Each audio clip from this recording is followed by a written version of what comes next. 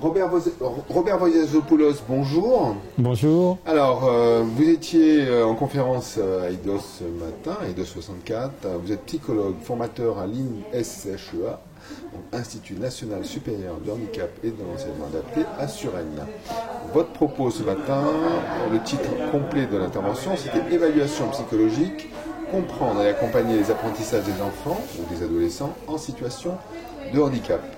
Alors, il est vrai que, comme vous l'avez très très bien expliqué ce matin, que afin de participer à l'école inclusive, il faut bien comprendre en fait qu'est-ce que c'est une situation de handicap. Et là, vous avez présenté en gros deux visions des choses, ou deux modèles qui sont les modèles principaux pour comprendre en fait ces situations-là.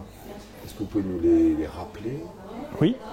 Je vous ai présenté un premier modèle qui est un modèle, on va dire historique, c'est le modèle individuel.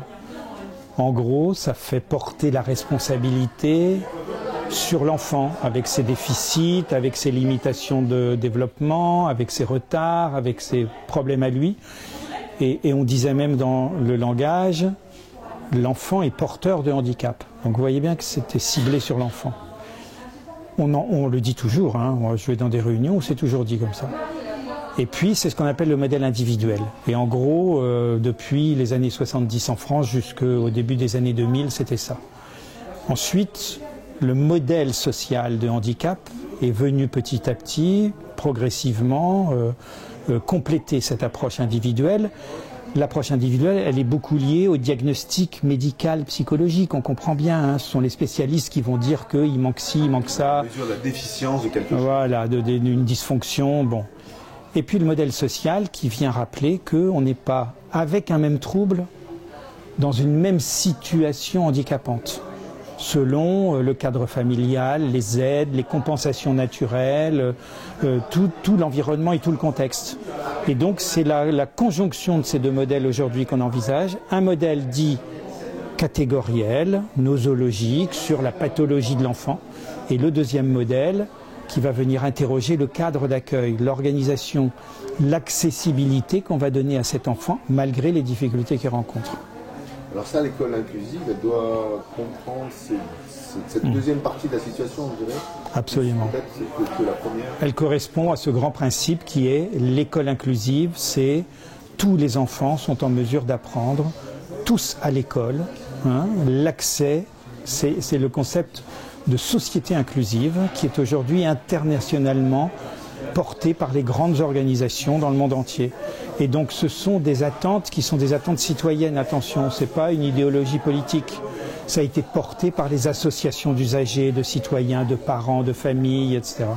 Et donc l'idée, c'est effectivement de transformer les institutions, transformer les cadres sociaux, permettre l'accès le plus possible à tous dans tous les endroits, le facile à lire et à comprendre, ce qu'on appelle le FALC, l'accessibilité au bureau de poste par la pente inclinée, la signalétique dans les endroits publics ou même les supermarchés. Tout ça est envisagé pour faciliter l'accueil et l'accès à tout pour tous. Alors, vous avez présenté un deuxième modèle où il y avait trois composantes du handicap. Alors, je ne vais pas les citer, mais je les ai retenues quand même.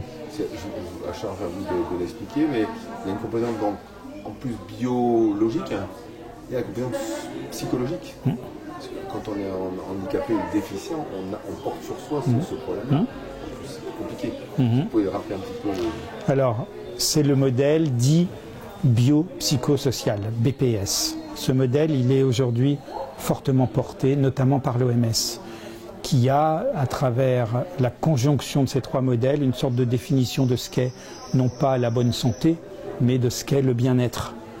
Et donc, les dimensions biomédicales, c'est-à-dire en gros, le cerveau, c'est de la matière cérébrale, ça peut avoir ses limitations. Pensons à un enfant épileptique, à un enfant avec une maladie neurogénétique comme la trisomie. Il y a des caractéristiques médicales, biologiques fondamentales. Le deuxième pôle, c'est le pôle psychologique, avec plus les questions de personnalité, d'affect, de ressenti, d'engagement, de motivation, etc., qui sont des aspects très personnels, plus psychologiques, avec une dimension aussi un peu cognitive, intellectuelle. Hein. Et puis le troisième volet, le troisième pôle, c'est le pôle social, c'est-à-dire tout ce qui va faire en sorte que l'enfant il se développe dans son milieu familial, culturel, avec ses spécificités, il est dans un contexte particulier, il vit dans telle ou telle région, etc. Il a accès ou pas à un certain nombre de services à proximité de son domicile, les moyens financiers, la question. Donc ces trois approches, elles sont aujourd'hui à conjuguer pour bien comprendre ce qu'est un fonctionnement individuel. Si vous n'avez qu'une approche médicale, vous allez avoir un traitement médicamenteux, vous allez avoir un diagnostic catégoriel. C'est insuffisant, on le voit, par rapport à cette question de l'accompagnement de l'enfant. Si vous n'avez qu'une approche psychologique, la thérapie individuelle, etc., ça va être pareil. Si vous n'avez que l'approche éducative, donc c'est la conjonction des trois qui montre que dans les études, parce que c'est scientifique si vous voulez, c'est beaucoup plus gratifiant d'intervenir sur les trois éléments quand c'est nécessaire, mais en tout cas d'envisager au moins l'évaluation de ces trois domaines. Alors vous, votre travail, vous êtes formateur dans cet institut et vous formez des personnels médicaux et des enseignants aussi. C'est un institut qui est sous tutelle du ministère de l'Éducation nationale et du ministère de l'Enseignement supérieur. Il consacre l'ensemble de ses projets et de ses services à la question de la scolarisation autour des questions de handicap. Handicap sensoriel, moteur, on comprend bien, et tout ce qui va être besoins éducatifs particuliers. Par exemple, voilà, les adolescents en centre éducatif fermé, les allophones, voilà. Donc notre travail, on est un certain nombre, on est 60 professionnels, formateurs, universitaires, chercheurs, intervenants, à accompagner et à former. Il y a des formations certifiantes à l'Institut où je travaille, mais on accompagne aussi l'ensemble des professionnels de l'éducation nationale, priorité, les enseignants spécialisés, important, mais les psychologues de l'éducation nationale, les médecins de l'éducation nationale, les cadres de l'éducation nationale, autour de toutes ces questions, les directeurs d'établissement, les conseillers pédagogiques, les professeurs ressources, voilà, c'est un institut national qui vise à apporter toute l'actualité scientifique autour de ces grandes questions de scolarisation et de handicap. Alors, si je comprends bien, on peut vous faire intervenir. Je suis un recteur ou je suis un inspecteur d'académie. Absolument. J'ai envie de travailler sur le sujet. Je vous appelle et je dis est-ce que vous pouvez faire une intervention de sensibilisation. Bien sûr. C'est sensibilisation, formation continue. Ça dure combien de temps Alors, vous avez des formats, vous avez des diplômes certifiants qui sont le KPI, c'est un certificat d'aptitude pour les enseignants spécialisés. Vous avez un diplôme de directeur, notamment de SECPA.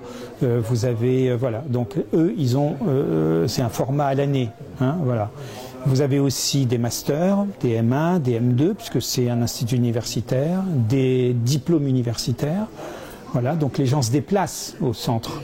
Mais vous avez aussi, comme vous le souleviez, des possibilités de formation en intra qui sont, quand on est expert, on est un expert dans un domaine.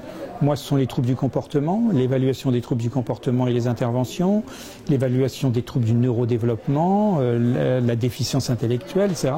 À ce moment-là, j'interviens effectivement quand la demande est faite à l'Institut. Il y a une organisation, il y a des services, et puis on peut déployer et aller sur le terrain pour former des professionnels selon les demandes. Je vais peut-être vous poser une question bête, mais dans le cadre de la politique justement qui a été lancée en début d'année sur l'école inclusive, est-ce que votre institut il y a eu une commande publique et vous a dit, écoutez, nous on a besoin que vous aidiez dans tous les rectorats de France pour... ça serait trop beau ça. Oui, c'est des questions bêtes. Non, c'est... Mais ça aurait été l'idéal quelque part. Le ministère fait des appels d'offres, en gros c'est ça.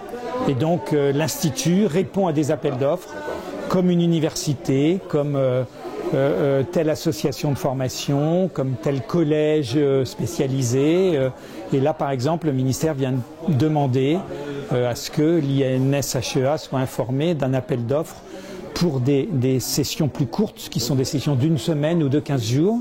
Et puis, on verra si c'est les professionnels qui viennent à l'Institut ou si ce sont les formateurs qui se déplacent, par exemple ici à Bayonne. Merci beaucoup. Merci.